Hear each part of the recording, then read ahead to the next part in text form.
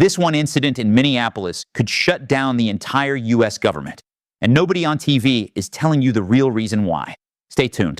What the mainstream media isn't showing you about this funding fight, we're about to break it down today. So make sure you subscribe and hit the bell, because this is exactly the kind of political showdown that impacts every American you're watching, a breaking moment in American politics. A moment that's not just local, but national, constitutional, and potentially game-changing. What began as a federal immigration enforcement operation in Minneapolis has now escalated into one of the most explosive political crises in Washington in years. And it all centers on a tragic killing that has electrified protests, shifted political dynamics, and now threatens to upend the federal budget itself. At the center of this controversy is 37-year-old Alex Preddy, a U.S. citizen, an intensive care unit nurse, and a Minnesotan who had spent his life caring for veterans. On January 24th, during a surge of federal immigration agents in Minneapolis, Border Patrol and ICE officers confronted protesters. Bystander video footage shows a chaotic scene. Agents in tactical gear spraying chemical irritants, multiple shots being fired, and Alex Preddy lying on the ground, fatally struck by gunfire. According to reports, at least 10 shots were fired in just a few seconds. Federal officials have defended the actions of the agents, saying Preddy presented a threat and that officers fired in self-defense. But video evidence challenges that narrative, showing Preddy holding only a phone before he was shot, despite being legally allowed to carry in Minnesota. This is not just a tragic event. It's the second fatal shooting of a U.S. citizen by federal immigration agents in Minneapolis in the last month. Earlier this month, another resident, Renee Nicole Good, was also killed by an ICE agent. That fact alone has transformed this moment from isolated incidents into a deep political flashpoint, with consequences reaching all the way to Capitol Hill. The fallout has been swift and ferocious. Governors, mayors, and local leaders across Minnesota have condemned the operation and demanded the withdrawal of federal agents. Minneapolis Mayor Jacob Frey called for agents to be pulled from the city, saying that the presence of thousands of federal immigration officers has turned neighborhoods into battlegrounds rather than safe communities. Meanwhile, former Presidents Barack and Michelle Obama issued a statement calling Preddy's death a tragedy and a wake-up call to Americans of all political stripes, urging accountability and respect for constitutional rights. But perhaps most consequentially, this shooting has now become a political weapon in Washington. Senate Democrats, outraged by the killing and demanding accountability, have announced that they will withhold support for Department of Homeland Security, DHS, funding unless major reforms to immigration enforcement are enacted. That's a huge deal. Why? Because DHS is part of the federal government's funding package that must be passed by the end of this week to avoid a partial government shutdown. Without Democratic votes, Republicans in the Senate may not be able to pass the spending bill, and that could mean another government shutdown, something that hasn't happened in years and carries massive economic and political consequences. This isn't just about one incident in one city anymore. It's become a battle over federal power, use of force, accountability, immigration policy, and the future direction of national leadership. Ordinary Americans, from healthcare workers to CEOs, have expressed outrage. Protests have spread. Even some Republican lawmakers are calling for independent investigations. So when we say this moment is exploding into a national political crisis, we're not exaggerating. This is a defining issue of the moment, one that could reshape immigration policy, budget negotiations, and the very trust Americans place in their government. What we're witnessing in Washington right now isn't just another Capitol Hill disagreement. It's a moment where political outrage has turned into real leverage over the nation's budget and direction of federal policy. And at the center of that storm are Senate Democrats, led by Minority Leader Chuck Schumer, threatening to block funding for the Department of Homeland Security, DHS, unless major reforms are written into the bill that funds immigration enforcement agencies like ICE and Border Patrol. This is no ordinary budget fight. It's now become a battle over accountability, public safety, and how Americans are protected or harmed by their own government. To understand what's happening, let's go step by step. First, the backdrop. The U.S. government runs on annual appropriations bills, spending packages Congress must pass every year to keep federal agencies running. This year, one of the most controversial pieces is the Department of Homeland Security funding bill, which includes roughly $64 billion in total, including about $10 billion for ICE and related agencies. On its own, that bill requires 60 votes to move forward in the Senate, a threshold Republicans can't meet on their own because they hold only 53 seats. That means they need Democratic support to avoid a filibuster and pass the legislation. But here's the twist. following the fatal shooting of 37-year-old Alex Preddy by federal immigration agents in Minneapolis, a shooting that happened just weeks after another U.S. citizen, Renee Good, was also killed in a similar operation. Democratic fury has boiled over. Many senators now believe that Homeland Security's immigration enforcement arm is not just mismanaged, but dangerously out of control. In response, Senate Democrats have taken an unprecedented stance. They are refusing to provide the votes necessary to advance the DHS funding bill in its current form unless fundamental reforms are included, or unless the funding for DHS is removed from the broader spending package altogether. What does this mean in practice? It means Democrats are threatening to block the entire appropriations package, and in doing so risk a partial government shutdown, unless Republicans agree to their demands. The demands center on reforming how immigration enforcement works, including stricter oversight, accountability measures for agents, and procedural changes aimed at preventing future fatal encounters. Senate Minority Leader Chuck Schumer put it bluntly: the bill as written is woefully inadequate to rein in the abuses of ICE, and Democrats will vote no on any legislation that keeps funding DHS without those reforms. What's particularly striking about this showdown is that it's not just the progressive wing of the party driving it. Moderate senators, including some who crossed party lines to reopen the government during the last shutdown, are now signaling they won't support DHS funding either unless serious changes occur. This political shift represents a broader reevaluation within the Democratic Party about federal immigration enforcement and civil liberties, with lawmakers asserting that federal funds should not support agencies they see as using excessive force against U.S. citizens and immigrants alike. Meanwhile, Republicans, including Senate Majority Leader John Thune and others, argue that the DHS funding bill must move forward as part of the broader package to avoid a disruptive shutdown. They insist that many functions of the DHS are critical for national security, disaster response, and border protection. But for now, the standoff remains unresolved.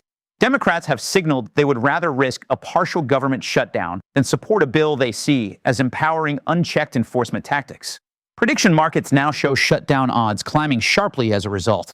At its heart, this moment is a reflection of a larger political fault line in the U.S., whether federal spending should continue to support institutions whose actions have sparked national outrage, or whether lawmakers will use their budget power to demand accountability and reform. It's a high-stakes gamble, and the outcome could shape American governance for months, or even years, to come. Right now, the United States is standing at the edge of a political and economic cliff, and most Americans don't even realize how close we are to going over it. Because buried inside this fight over immigration enforcement and ICE accountability is something far bigger and far more dangerous: a looming partial government shutdown that could begin within days. Here's what's actually happening behind the scenes. Every year, Congress has to pass a series of spending bills to keep the federal government running. These bills fund everything from the military and disaster relief to air traffic control, border security, and federal law enforcement. One of the largest and most sensitive of those bills is the Department of Homeland Security funding bill, the bill that pays for agencies like ICE, Border Patrol, TSA, FEMA, and cybersecurity operations. This year, DHS funding is not a standalone bill. It's been folded into a massive, all-or-nothing government spending package that lawmakers must pass before the end of the week. If that package fails, funding for DHS and multiple other agencies automatically expires. And that's where the crisis begins. Because Senate Democrats have now made it clear they will not support the spending package as long as DHS funding remains in it without reforms. That single decision has turned a policy dispute into a shutdown countdown. Why? Because in the U.S. Senate, most major legislation requires 60 votes to move forward. Republicans don't have 60 votes. That means they cannot pass the spending package without Democratic support. And Democrats are saying, no DHS reforms, no votes. If neither side backs down, the funding deadline hits and the money runs out. At that point, the federal government doesn't slow down. It doesn't go into a polite pause. It starts shutting off entire systems. This would trigger what's known as a partial government shutdown, meaning some federal agencies would keep operating, while others would be forced to close or drastically reduce operations. So what actually happens if DHS funding lapses? First, tens of thousands of DHS employees would be furloughed or forced to work without pay. That includes TSA screeners at airports, immigration court staff, cybersecurity personnel, and FEMA disaster response planners. Airports would still operate, but with longer lines, reduced staffing, and major delays. Immigration courts would slow to a crawl or freeze entirely. Border and port security operations would continue at a bare minimum essential services level. Cybersecurity threat monitoring would be reduced at a time when foreign hacking attempts are at record highs. Disaster response readiness would be weakened, right in the middle of winter storm season. And all of that would ripple into the broader economy. Markets hate shutdowns. Consumer confidence drops. Federal contractors stop getting paid. Tourism takes a hit. And millions of Americans who rely on government services suddenly face uncertainty. Now here's the part Washington doesn't want you to focus on. This shutdown wouldn't be happening because Congress can't agree on a budget number. It would be happening because one specific agency, DHS, became politically radioactive after the fatal ICE shootings in Minneapolis. In other words, a single enforcement operation in one U.S. city has now snowballed into a crisis that could shut down major parts of the federal government. That is extraordinary. It also shows how fragile the current political system really is. What makes this moment even more volatile is the timing. This funding deadline hits at the worst possible moment politically. An election year, a deeply polarized Congress, public trust in federal institutions already near historic lows. And now, another shutdown threat layered on top of immigration outrage, police accountability debates, and national security fears. Neither party wants to be blamed. Republicans are already preparing to accuse Democrats of defunding national security. Democrats are preparing to accuse Republicans of protecting rogue agencies. And the White House is stuck in the middle, trying to avoid a shutdown without looking weak or conceding ground on reforms. Behind closed doors, negotiators are scrambling. Emergency backup plans are being drafted. Contingency funding ideas are floating around. But publicly, both sides are still posturing, and the clock is still ticking. If no deal is reached by the end of the week, the shutdown would likely begin as soon as January 30th or 31, quietly at first, then very visibly within days. At that point, Americans wouldn't just be watching a political fight on TV anymore. They'd be living inside it. So this isn't just a technical budget dispute. It's a test of whether Washington can still function under pressure. A test of whether political outrage now overrides economic stability. And a test of how much chaos the system can absorb before something finally breaks. As the shutdown clock ticks closer to zero, the political battle lines in Washington are hardening, and the confrontation is now turning into a full-scale power struggle between Congress, the White House, and both political parties. Because while Senate Democrats are threatening to block DHS funding over the Minneapolis shootings, Republican leaders and the White House are now mounting an aggressive counteroffensive. And that counteroffensive is dramatically raising the political stakes of this entire crisis. Here's what's happening. Republican leadership in both the House and Senate is pushing hard to pass the full government spending package exactly as it is, including the Department of Homeland Security funding. Their argument is simple and ruthless. They say DHS is too critical to national security, border control, disaster response, aviation security, and cybersecurity to be used as a bargaining chip. They say you don't shut down parts of the federal government over a single incident, even a tragic one. And they say Democrats are playing reckless politics with national safety.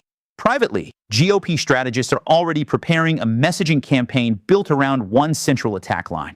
Democrats are defunding national security. That phrase is about to dominate conservative media, campaign ads, and floor speeches if this shutdown actually happens. And the White House, it's now fully aligned with that strategy. Administration officials are publicly backing the spending package and warning that blocking DHS funding would endanger Americans, weaken border security, and disrupt emergency response capabilities across the country.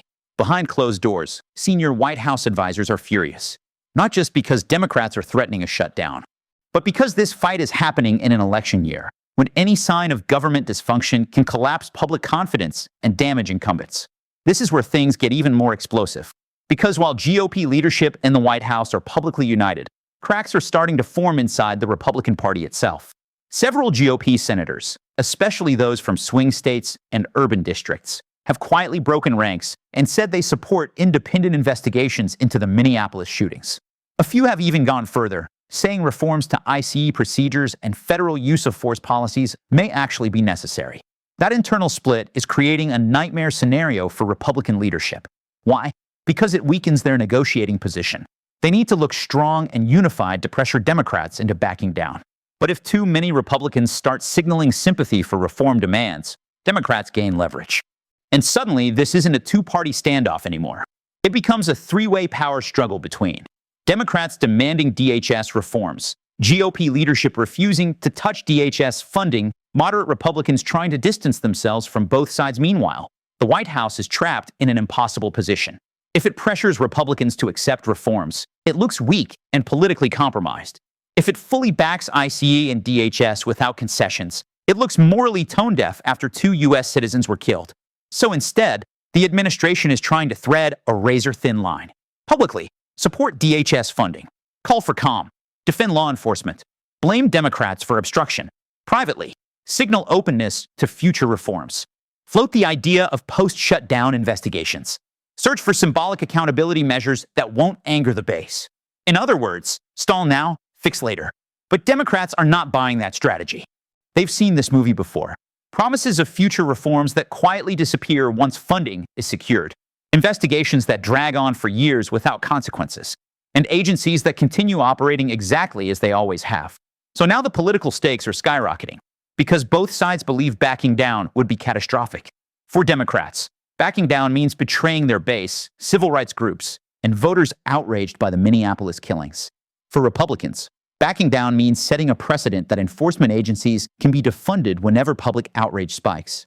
For the White House, backing down means admitting federal agents may have acted unlawfully and opening the door to lawsuits, resignations, and long-term institutional damage. This is no longer just about DHS funding. It's about control, narrative control, moral authority, and political dominance heading into the election cycle. That's why negotiations are getting nastier by the hour. That's why public statements are getting sharper. And that's why the chances of a shutdown are still dangerously high. Because when both sides believe surrender equals political death, nobody compromises. And that's exactly how Washington sleepwalks into disaster.